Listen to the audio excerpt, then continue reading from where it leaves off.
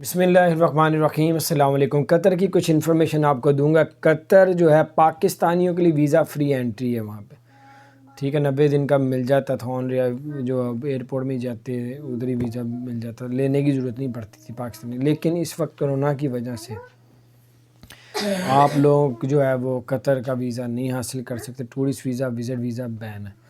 تو جب یہ کرونا کے معاملات ختم ہو جائیں گے، صحیح ہو جائیں گے، تو پھر پاکستانیوں کے لیے اسپیشل ویزا لینا نہیں پڑتا تھا، آپ موقع پہ ہی ویزا مل جاتا تھا ایئرپورٹ میں، تو آپ لوگ جا سکتے تھے۔ بس کرونا کی وجہ سے کچھ معاملات ہیں، میں نے کہا آپ کے ساتھ شیئر کروں۔ ابھی ٹورسٹ ویزا، وزٹ ویزا پاکستانیوں کے لیے نہیں، دنیا کے ان ملکوں کو انہوں نے بین کیا ہوا ہے جہاں پہ کرونا کی تعداد ہے۔